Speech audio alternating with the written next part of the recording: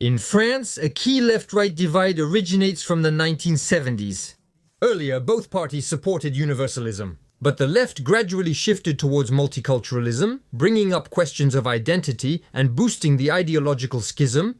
For a peaceful citizenship, living together must be at the heart of multiculturalism. And yet in France, the champions of the latter are often communitarians. Oh really? Ordering from a Pakistani restaurant delivered by an African via Uber Eats to eat among white hipster Parisians isn't exactly living together. They lied to you, hold on. Once I went to a party with journalists from Libération, daily newspapers and television while I only had a blog. If that's not integration, but it's not just the hipsters. When you watch documentaries about the closing of Saint-Sauveur, you know, the anti-fascist bar in Paris, out of 500 people, not a single person of color. Even though it's obvious the journalist from Le Parisien did nothing but look for that, is multiculturalism an illusion or just ideology? Not necessarily, it depends on context and scale. You're mentioning that high-level multiculturalism scale. Expats, for example, can testify to that. Well, no, they're not here, but there are also neighborhoods in France where it's the same. Why wouldn't it work across France? To find out, we're heading to the United States. Yeah, I know it's unrelated, but that's just how it is.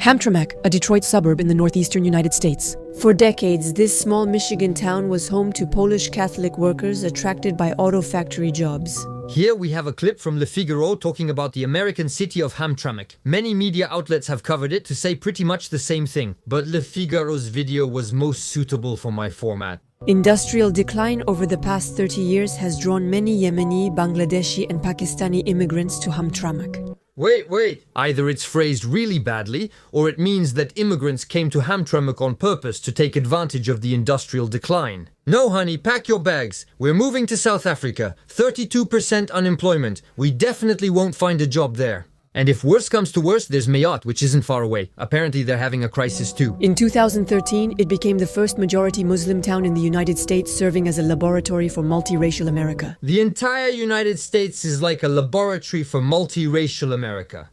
It's actually less mixed here than other places. It's the area's religious diversity that stands out, as just 1% of Americans are Muslim. On the same street, there's a Yemeni kebab spot, Bangladeshi sari shops, and a halal bakery from Paxi.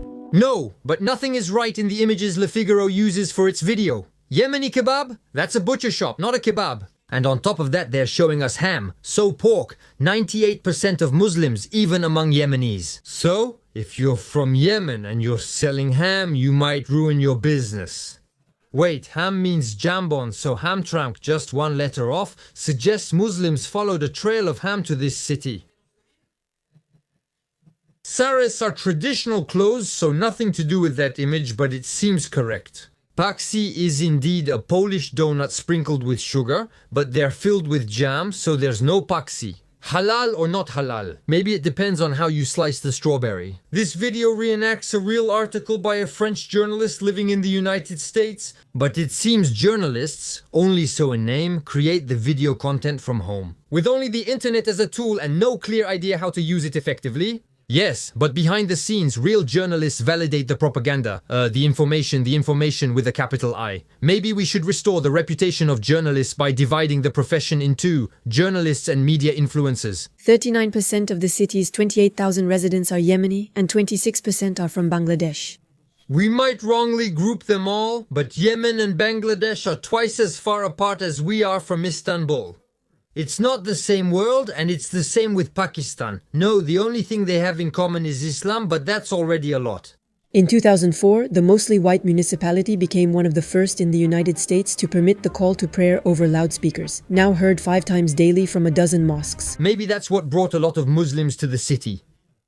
No, it's industrial decline, for sure. Yeah, you see? In Hamtramck, loudspeakers broadcast the call to prayer, and many factories stand abandoned. Huh. No, that's great. Go ahead, show me. There were many Muslims before 2004, but it must have drawn even more to become Michigan's most densely populated city.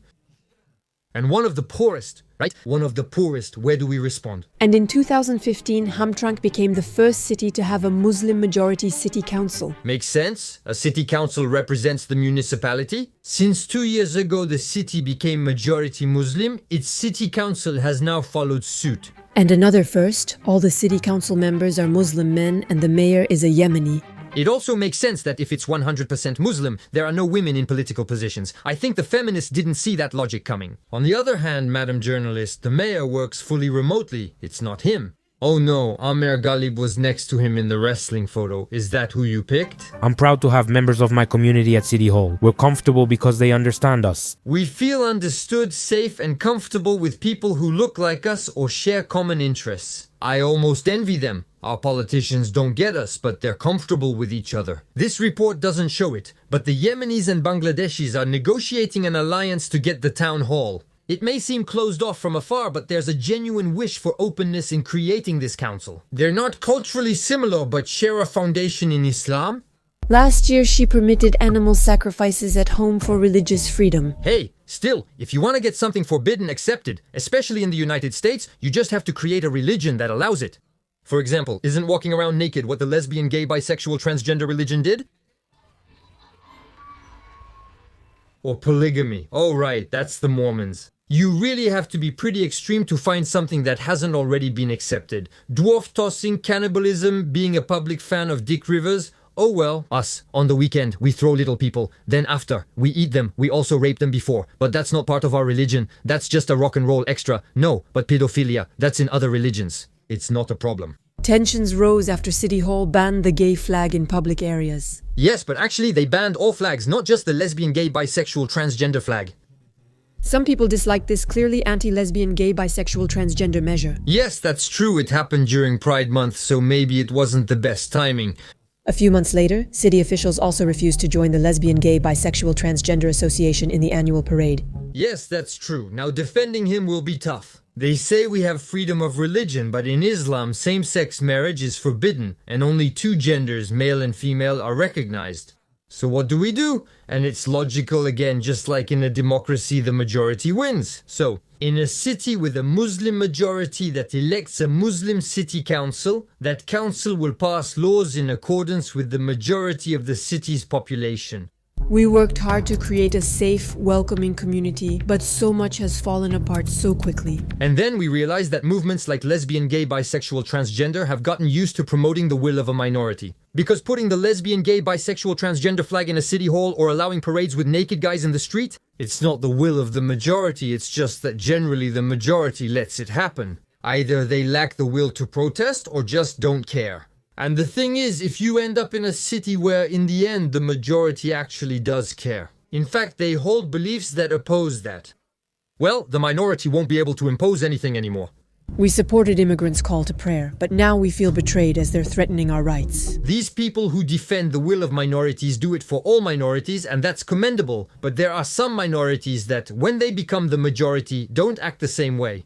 I have nothing against lesbian, gay, bisexual, transgender people. I have nothing against lesbian, gay, bisexual, transgender people. I even have a friend who polishes his shoes.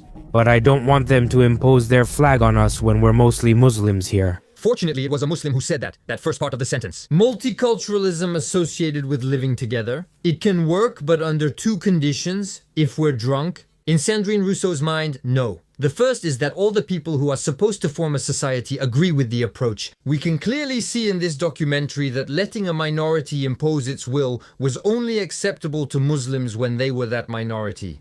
Because in majority Islam, multiculturalism is only possible among Muslims. Which brings me to the second condition. There must be a common foundation, which is also the name of the Twitch show by La France Insoumise. Hey girls, that's a good common foundation, the foundation that's called Al-Qaeda in Arabic. It must be a minor error from the communications team, which leads to the second condition.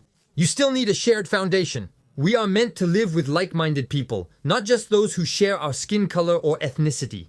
It could be a religion or a flag, such as the one the United States once had. But it's not just that. For example, expatriates often find themselves under the banner of the capitalist god.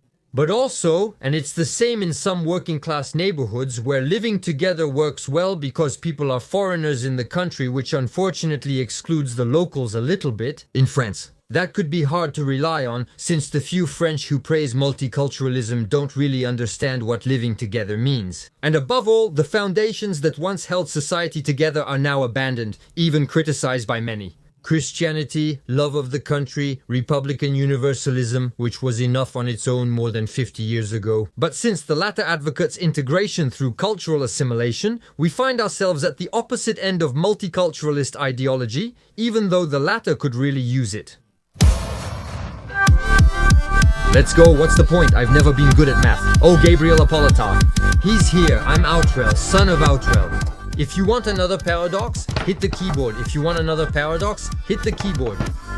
Thank you for the enthusiastic excitement surrounding the release of the latest episodes, and as usual, thank you to everyone who comments, likes, shares, and those who type. However, I will clarify very soon. I know I forgot something.